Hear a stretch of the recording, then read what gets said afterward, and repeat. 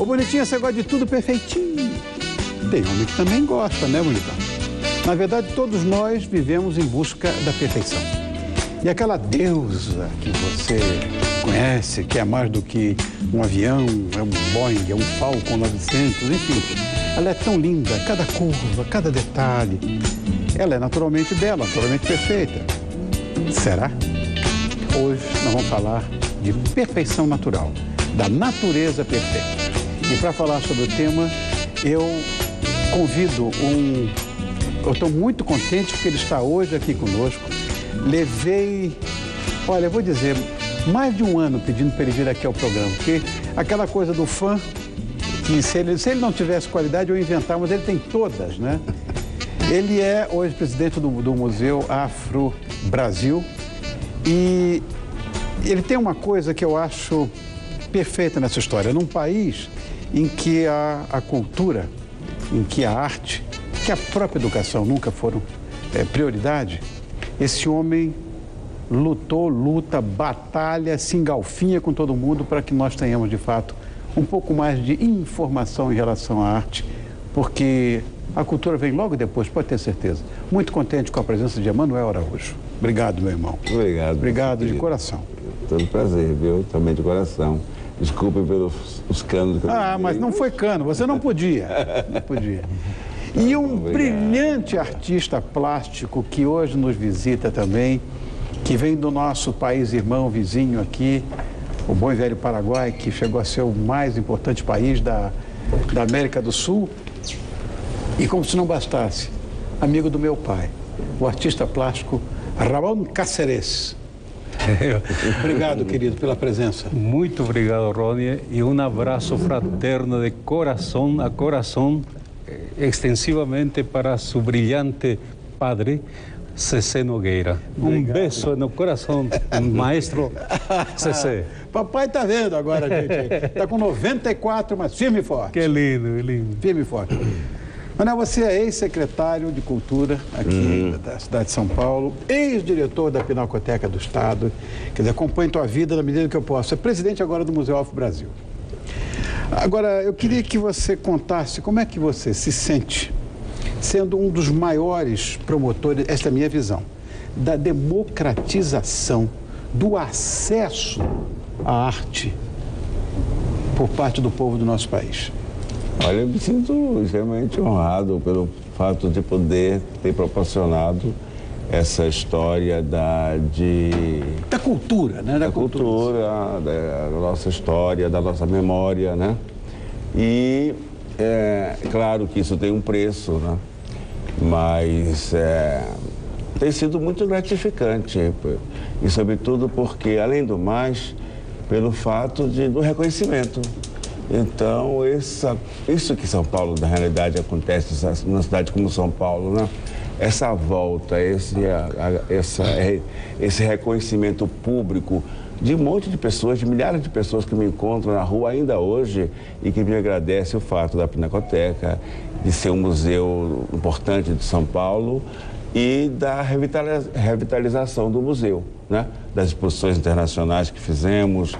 Mas isso também não foi sozinho, eu fiz com a ajuda do grande governador Covas, do Marco Mendonça, do Banco Safra, José Safra. Foram pessoas que ajudaram muitíssimo o fato do museu se abrir, né? Do museu se renovar e, sobretudo, de trazer exposições que fizessem com que o público de São Paulo conhecesse o museu que estava lá há 90 anos.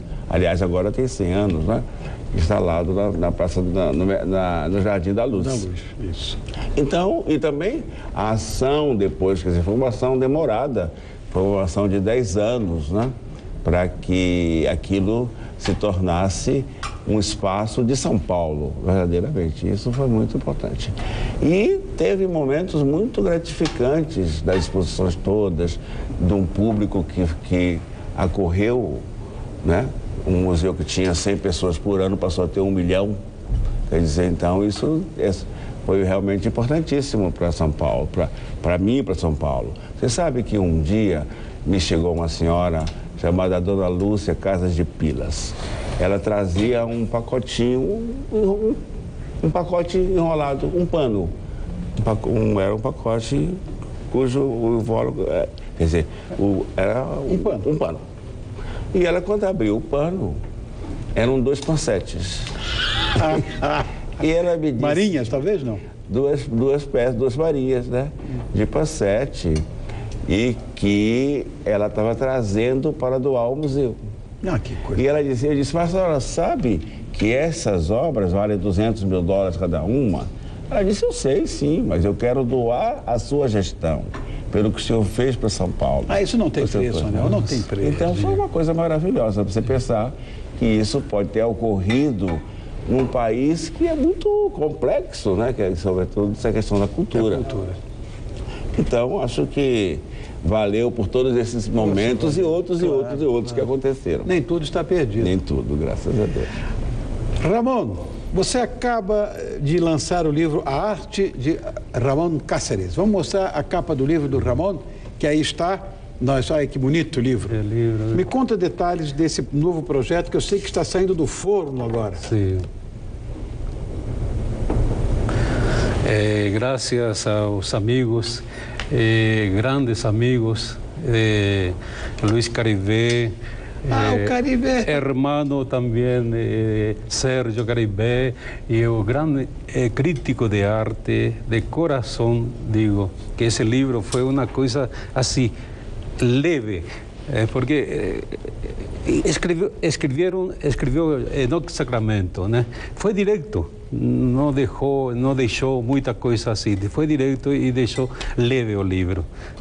E estou muito contente com esse lançamento e exposição que fiz no Sérgio Caribé. Perfeito, estou também contente de ter você hoje aqui sentado com a gente. Obrigado, Rony. Não sei se vocês gostam de gastronomia oriental, será hoje a nossa especialidade aqui do Eric. Maravilha. Bom, vamos ao nosso tema, que nós estamos falando de arte aqui direto, né? Nós vamos hoje discorrer um pouco sobre a natureza perfeita. Acho discutível isso, né? Mas vocês dois meninos são ligados à arte. E existem belezas que são tão absolutamente perfeitas que parecem ter sido feitas pela mão de um artista, né? De um artista maior, mas seguramente mudou. Vocês acham que o conceito de perfeição, de beleza, pode mudar de acordo com os tempos? É isso, verdade. A conceituação, sim. Claro, né? Desde do período grego, né? Da beleza grega, aquela beleza abstrata, né?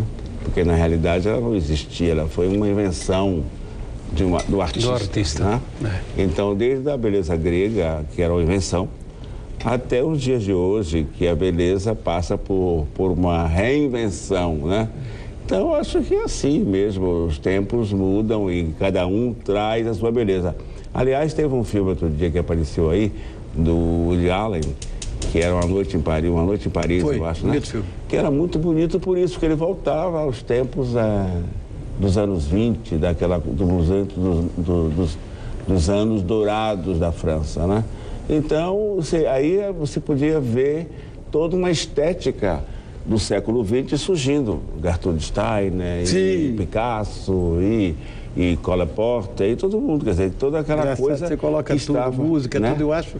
Isso a música é a perfeição de Deus. Claro. Música e geometria, né? A matemática, tudo está Deus aí. A verdade, procura a verdade, está em geometria e matemática. E a música é perfeita, tem ritmo, tem cor, tem tudo, né? E a beleza da música, eu acho o maior que tem. Da beleza de Deus. Olha que engraçado, eu já ouvi muitas vezes, porque eu sou músico, eu ouvi muitas vezes essa história de que a música aproxima o homem da divindade. Quando se fala na música esférica, a música pitagórica, né, que ela é absolutamente perfeita, ela é matemática. Claro, perfeito, perfeito.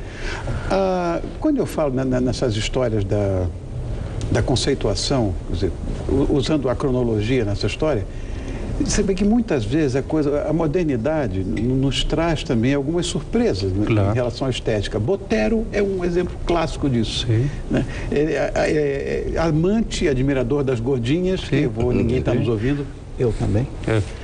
Renoir também. Deixa eu ver, mas esse aí já é impressionista.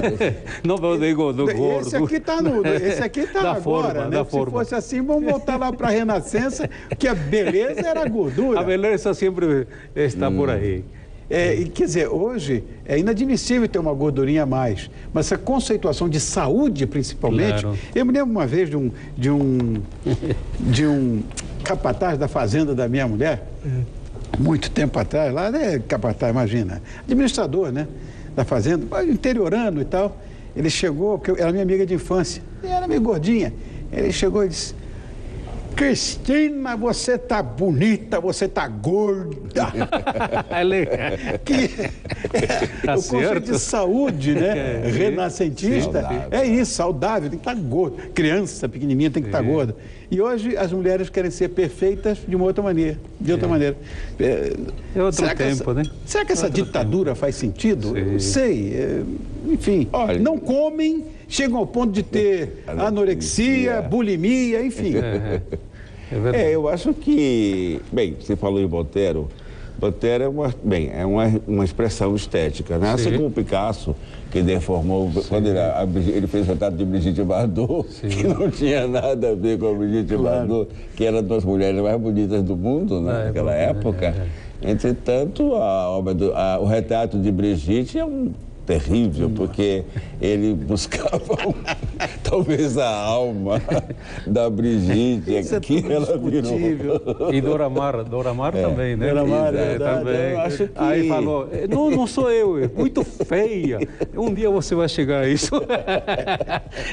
Grande pensador. Eu acho que a beleza é assim mesmo. Essa discussão e essa liberdade que, sobretudo, o artista possui. Tem, Sabe- né? Quer dizer, essa possibilidade de emagrecer ou de engordar um personagem e tal. Agora, do seu ponto de vista da estética, as gordas que perdoem, mas as mulheres mais magras são mais bonitas, de fato. Sabe que São o mais mais elegantes. bonito, São o mais bonito que eu E acho. depois tem uma coisa, há uma ditadura da moda. É isso que eu acho Isso Que é um complexo, horror, né? Isso Que ela é- estabelece O cabide. Esse cabide que é uma Passarela, coisa eu acho horrível. de massacre. Eu né? acho horrível isso. Claro. Então, mas eu acho que é o momento, né? E sempre a moda teve, de uma certa forma, uma companhia, né? Ou uma sincronia com a mulher, né? Com a mulher magra, alta, o Balenciaga e toda essa... Balenciaga, né? Todo mundo. adoro. Quer dizer, então, acho que é uma coisa assim. Mas o Botero é um artista prestigiadíssimo no mundo inteiro, né? sim. Entretanto, Vencedor, ele né? vai para uma estética... O estilo dele. Sim, Uma claro. estética latino-americana, eu acho, talvez indígena. Talvez corretíssimo. Mas Eu gosto de botar. Ele é muito Claro, bonito. claro. Outra Mas a coisa. arte não tem nada a ver com a... Sim. A arte se reinventa, Sem né? dúvida, Isso. sem Ela tem a ver Depende com a de vida cada muito, cabeça de não. artista, né? Depende. Agora, eu digo uma coisa, que quando a gente ama, você conheceu essa moça bonita, e com o tempo, né, mudamos, nós todos, natural. Claro.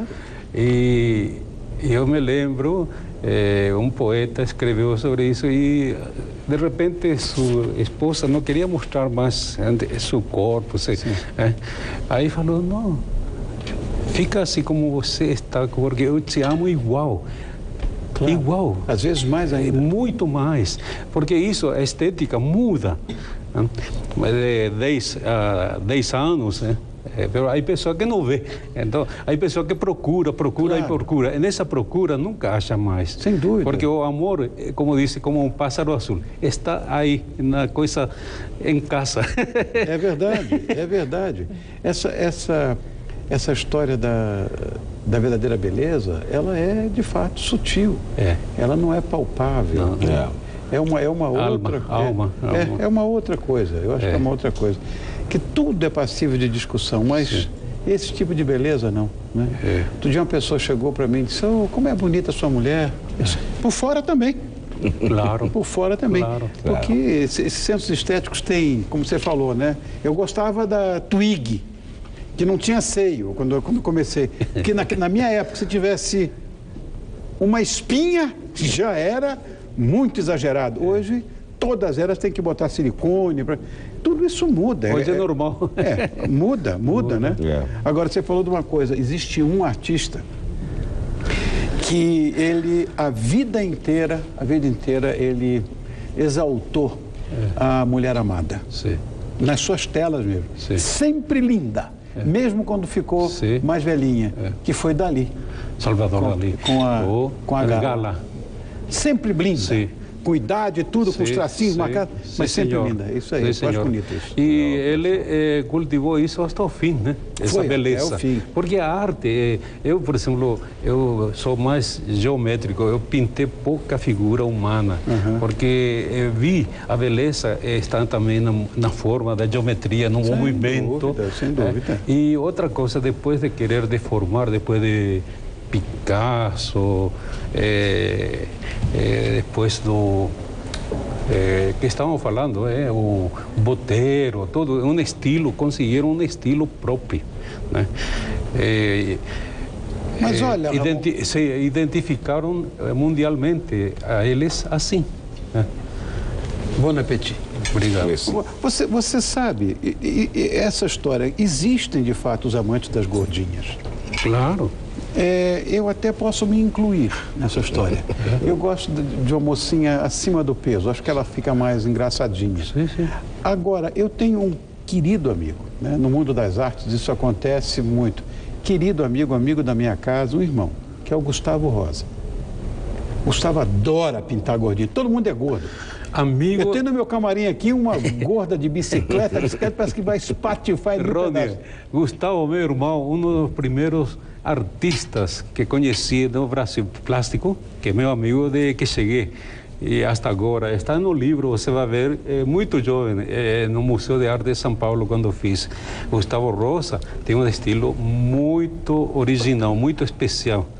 Ele é único, não imita ninguém. Não, eu gosto muito de Gustavo, gosto muito dele. Então, ele é um fora de série para o Brasil e para o mundo moderno que busca uma forma. E ele de forma com agradável. Como ele usa uma coisa parece meio, uma melodia. É uma coisa meio cubista, mas de repente meio gordinha também. Mas você gosta mais dos artistas que, de certa forma, foram ficcionais? Exemplo, os gregos da vida, os Fídias da vida, ou você gosta mais dessa coisa mais magrinha, ou mais magrinha ou mais gordinha? Você gosta dos artistas que fizeram que tipo de concepção da anatomia feminina? Que é a minha paixão é o Rodin. Né? E o Rodin foi um artista que foi buscar sua... Aliás, bela exposição, você lembra? Sua inspiração no Michelangelo, né? Então, quer dizer, toda aquela coisa do Renascimento. Michelangelo também. Outro artista toda gordinha também. Outro artista que me encanta muito, Mayol também. E também é um artista que o nu feminino para ele é um nu que tem carne, que tem, né? Então, esses dois artistas, todos dois buscam aquele ideal de beleza, né?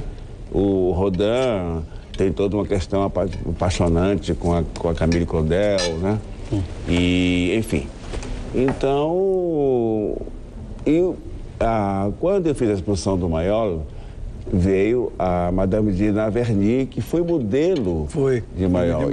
Madame de Naverny era baixinha, gordinha. Está no jornal? Então, uma mistura de cigana com russo, uma coisa assim. Então, e ele transformou aquela senhora, né? Bem, passado muito tempo depois. Numa musa. Numa musa, né? Era a musa do Mayol. Então, não sei, eu acho que a arte vai valer pelo que a arte significa, né? Então... Sem dúvida. A figuração, se a figuração... Não se contesta a arte, eu também acho. Eu sou como você. E agora com a fotografia, como entrando, vamos dizer, né? A grande discussão da questão fotográfica. Arte, né? Então isso é muito importante que cada artista terá a sua visão, né? E vai procurar, seguramente não vão procurar as magrinhas dos desfiles de moda. Eu vou procurar alguma coisa mais... mais consistente. Agora, discorrendo ainda sobre o nosso tema, que é natureza perfeita, vocês acham que pode existir alguém no mundo, nesse mundo nosso, dos réis mortais, que seja tão evoluído a ponto de ser perfeito, esteticamente, sei lá, e interiormente também? Eu acho que não é essa a questão mesmo, né? A perfeição... A perfeição está com Deus. A perfeição está longe, né, do ser humano. Por isso que o artista, quando mais procura beleza e perfeccionismo, quando mais se perde, né? E o inventor da fotografia foi um artista plástico, sim, um retratista francês. Não me lembro o nome, mas começou assim. Aí inventou a máquina e projetou e pintou em cima, né? Figura perfeita. O que passa que não é arte isso, né? E vendeu esse quadro e acharam maravilha, maravilha. E assim nasceu a fotografia. Você sabe, falando em fotografia, a beleza existem coisas que são verdadeiras fotografias expressas em óleo sobre tela, ou sei lá, e que eu tenho na minha sala de jantar, o que se chama, tem coisas bonitas do século XVII na minha sala de jantar, que são referenciadas como natureza morta. E às vezes a gente vê coisas lindas com vasos, flores, frutas, paisagens. Perfeito. Por que atribuir ao morto coisas tão bonitas? Vocês que são os mestres, poderiam me explicar isso? Eu fico um pouco irritado às vezes. A natureza morta? Eu nem sei explicar por que Sabe por quê? Porque já é cortado, né? Aí está. Sim. Flores, que daqui uma semana morrem. Sim. Entendeu? Então o artista cortava manzana, isto numa mesa, uma bela mesa, e pintava. Então o que passa? Depois de uma semana, morrem tudo. É por aí que vem a natureza morta. Século XVII, as pinturas todas dos anos seiscentistas, eles pintavam sempre as naturezas mortas com moscas voando, com lesmas, caracóis, sapos. Isso é muito original para a época. Uma pintura flamenga. A pintura flamenga. Era muito assim. Quer dizer, a pintura holandesa. Holandesa, imagina. Bom, íamos falar agora... Você sabe, voltando a essa questão da natureza morta, tinha um pintor muito importante, um célebre pintor no Rio de Janeiro, chamado Estevão Silva. Estevão Silva era um pintor negro, descendente de escravos ainda. E ele só pintava naturezas mortas. E ele fez uma coisa muito interessante para a época, isso é século XIX. Ele morreu um pouco depois da abolição, acho que 81, um pouco antes da abolição. Ele fez uma exposição onde as naturezas mortas, onde ele punha as frutas por detrás. Então ele queria exatamente provocar a natureza viva. Exatamente, né? Quer dizer, você tem o quadro, mas você tinha a possibilidade do cheiro, né? Bacana. Que é muito bacana isso, né? É maravilhoso. O maior naturalista que pintou é Pedro Alessandrino, né? Sim. Perfeito. Ele chegou à perfeição da escola francesa, né? Também acho. Também acho. E da italiana também acho. Cara, um craque. Pedro Alessandrino. Bom, bonitinho e bonitão. O meu conselho, não se preocupe com a perfeição, porque ninguém é perfeito. Ninguém. Então preocupe-se com você. Faça as suas tarefas da melhor forma possível, que aí sim o resultado será maravilhoso. Agora, quanto à beleza física, não viva dessa paranoia. Lembre-se de que cada um tem a sua beleza e ela está realmente nos olhos de quem a vê. Sim. E o que mais importa é você ser naturalmente belo, por dentro. Manuel, muito obrigado. Obrigado, você também. Olha, eu estou muito contente com a sua visita. Obrigado. Ramon, também quero agradecer. Quer deixar algum recado? Quero dizer o seguinte, nós fizemos uma exposição há pouco tempo atrás do povo hereiro, que é um povo nômade do norte da Angola, entre Namíbia e Angola. E as mulheres eram deslumbrantemente lindas. Entende? Quer dizer, então a beleza está em todo lugar, quer dizer, na África, né, nos índios, né? Enfim, todo mundo tem a beleza. Sem dúvida. Né? Então, o que a gente precisa é ter menos preconceitos, na verdade. Perfeito. Ramon, meu irmãozinho. Muito obrigado por estar com você, Rônia. Obrigado. E participar em um maravilhoso programa e cada vez crescendo. E um abraço fraterno a teu querido pai, Cecé Nogueira. Sou fã dele. Faço isso coração. E vou ouvir o seu disco junto com ele. Claro, vai escutar. Querido, obrigado mais uma vez, Eric. Obrigado, o Eric Thomas é nosso querido amigo e parceiro. Ele assina a cozinha do Tantra Restaurante, que fica na rua Chilon 364, Vila Olímpia. Unidade Vila Olímpia, que está cheio de unidades hoje. Telefone lá 3846-7112 ou www.tantrarestaurante.com.br. Obrigado a você também, bonitinha.